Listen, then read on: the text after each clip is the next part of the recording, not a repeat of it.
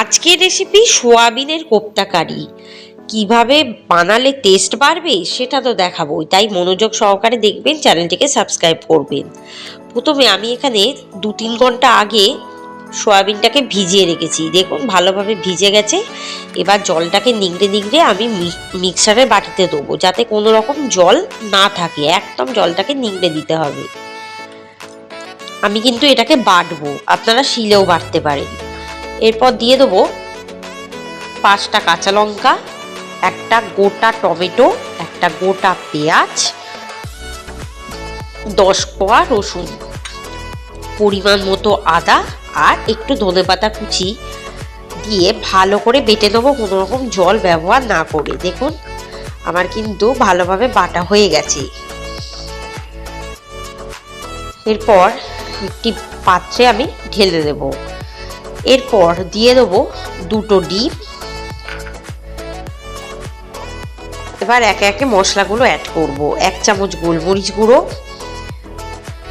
1 চামচ হলুদ গুঁড়ো, 1 চামচ জিরে গুঁড়ো, 1 চামচ ধনের গুঁড়ো, 1 চামচ গরম মশলা গুঁড়ো, 1 চামচ লঙ্কার গুঁড়ো, 1 চামচ লবণ,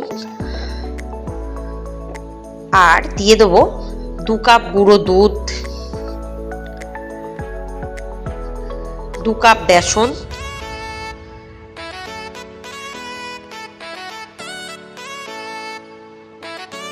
বড় কাপে 2 কাপ বেসন দিতে হবে। এরপর হাফ কাপ দুধ,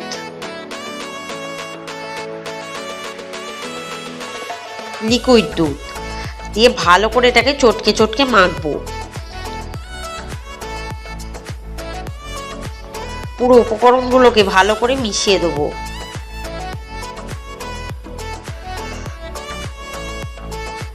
দেখুন মাখা প্রায় হয়ে গেছে। এবার 15 মিনিট রেখে দেবো।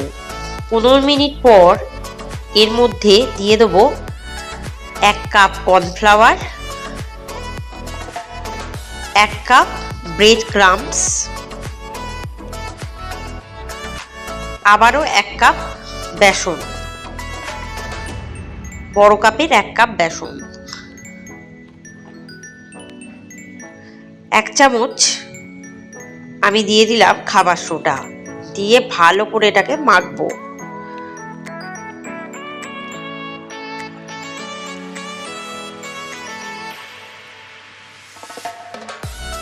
খুব ভালো করে এটাকে মাখতে হবে।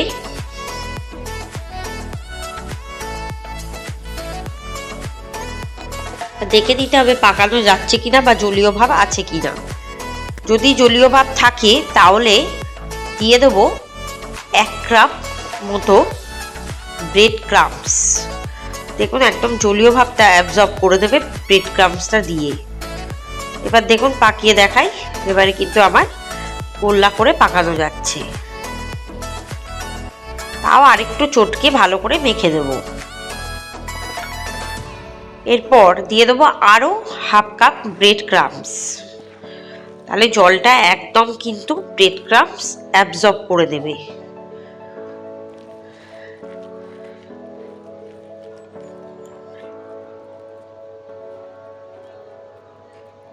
এরপর গোল গোল করে পাকাতে হবে এরকম ভাবে। এরপর কড়াই দিয়ে দেবো 1 কাপ সর্ষের তেল। তেলটা খুব কষকষে করে গরম করে দেবো। প্রথমে তেলটা গরম হয়ে গেলে গোল্লাগুলো দিয়ে দেবো। দেখুন একদম রসগোল্লার আকারে গোল্লাগুলো পাকাতে হবে। আপনারা যে কোনো শেপ দিতে পারেন, কোনো রকম অসুবিধা নেই। দেখুন কিভাবে গোল্লা পাকাচ্ছি।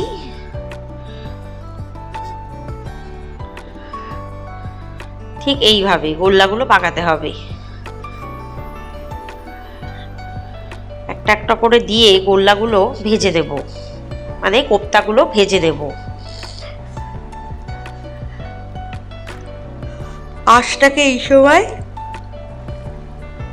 একদম কমিয়ে দেবো। একটা দিক ভাজা হলে অপর দিকটা আস্তে করে উল্টে দেবো, যাতে ভেঙে না যায়।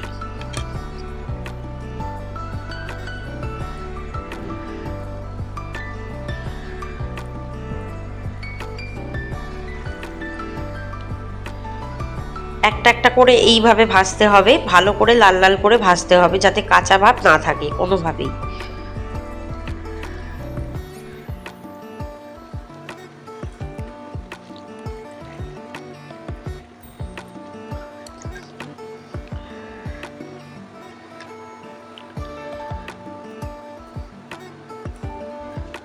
বাকিগুলো সেম প্রসেসেই ভাজবো।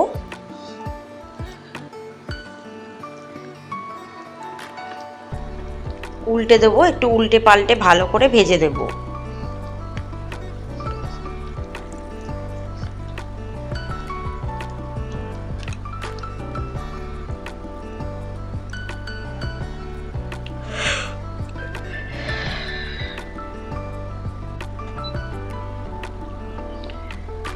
দেখুন প্রায় উল্টে পাল্টে ভেজে নিচ্ছি, প্রায় ভাজা হয়ে গেছে আমার।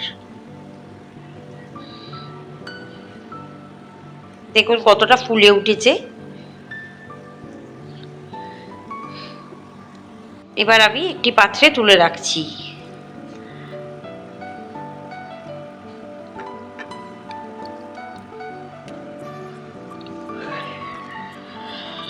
বাকিগুলো সেম প্রসেসেই তুলবো।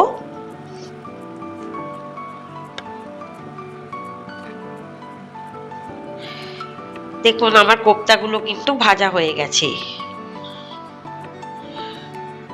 এবারে আমি কিছু মশলা গ্রেভির জন্য বেটে দেবো। পরিমাণ মতো আদা, আর দিয়ে দেবো 10 থেকে 15 কোয়া রসুন, একটা গোটা পেঁয়াজ, 5 থেকে 6টা কাঁচা লঙ্কা, আর একটা গোটা টমেটো, আর 1 টেবিল চামচ সাদা তিল, 1 টেবিল চামচ গোবিন্দভোগের চাল বেটে দেবো, এটাকে জল ছাড়াই। এবার একটা বাটিতে দিয়ে দেবো কিছু মশলা, 1 চামচ গোলমরিচ গুঁড়ো, 1 চামচ হলুদ গুঁড়ো, 1 চামচ জিরে গুঁড়ো, 1 চামচ ধনে গুঁড়ো, 1 চামচ গরম মশলা গুঁড়ো, আর 1 চামচ লঙ্কার গুঁড়ো, আর 1 চামচ লবণ। এই সমস্ত মশলাটা ভালো করে মিশিয়ে রেখে দেবো। কোনো রকম জল দেবো না কিন্তু, এইভাবে মিশিয়ে রাখবো। এদিকে বাটাও হয়ে গেছে। এবার ওই যে তেল থাকবে কোপ্তাগুলো ভাজার পর, সেই তেলের মধ্যেই আমি দিয়ে দেবো বাটা মশলাটা, যার মধ্যে কি কি আছে, পেঁয়াজ, আদা, রসুন আর কাঁচা লঙ্কা আছে। ভালো করে কষিয়ে নেবো, তাহলে দেখবেন আদা রসুনের কাঁচা গন্ধ চলে যাবে। আর ওই যে মেশানো মশলাটা সেটাও দিয়ে দিলাম, দিয়ে ভালো করে এবার কষাবো।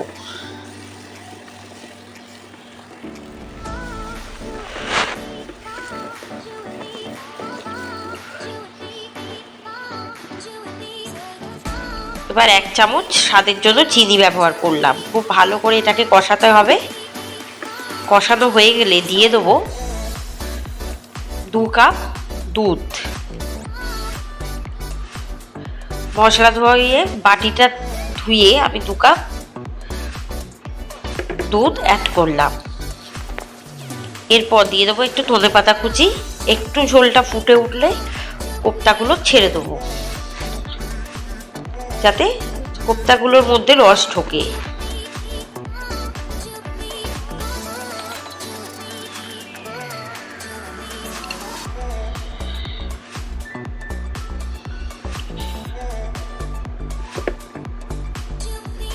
মাঝে মাঝে দেবো আর মাঝে মাঝে মেশাতে থাকবো।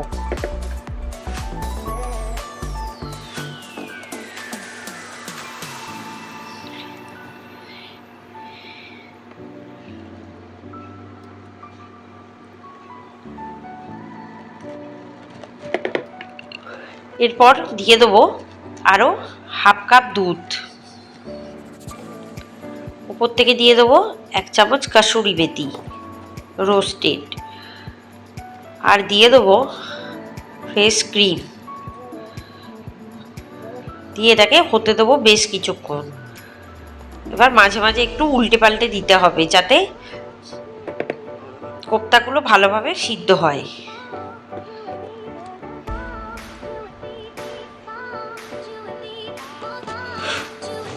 একটু ফুটে উঠলে 1 চামচ চিনি, 1 চামচ নুন, ধনেপাতা কুচিও ছড়িয়ে দেবো আর দিয়ে দেবো 1 টেবিল চামচ মাখন। এবার একটু উল্টে পাল্টে দেবো যাতে দুদিকেই কোপ্তার মধ্যে রসটা ঢোকে আর সিদ্ধ হয়ে যায়। দেখুন প্রায় কোপ্তা কারি প্রায় রেডি হয়ে গেছে। এবার 15 মিনিট আমি এটাকে ঢাকা দিয়ে রাখবো আঁচটাকে কমিয়ে।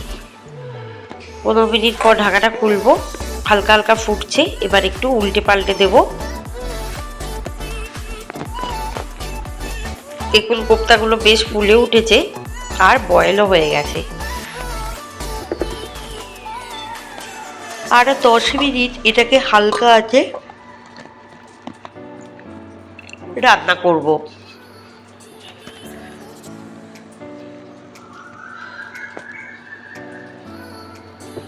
ব্যাস রেডি।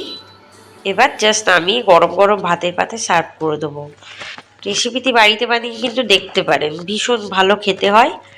আর সোয়াবিন দিয়ে বানানো কিনা এটা কিন্তু অনেকেই বুঝতে পারবে না যদি এইভাবে বানান, বা সোয়াবিনের মুইঠাও বলতে পারেন এটাকে।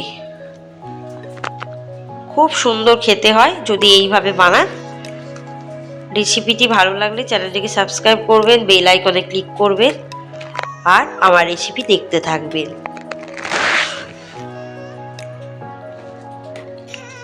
উপর থেকে একটু ধনেপাতা কুচি ছড়িয়ে গরম গরম সার্ভ করে দেবো। ব্যাস আজকের রেসিপি এখানেই সমাপ্ত হলো। পরের দিন আবার আর একটা রেসিপি নিয়ে আপনাদের সামনে হাজির হয়ে যাব।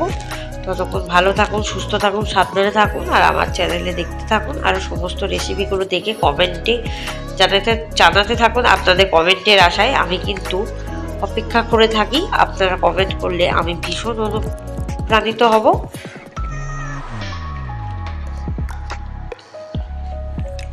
ধন্যবাদ।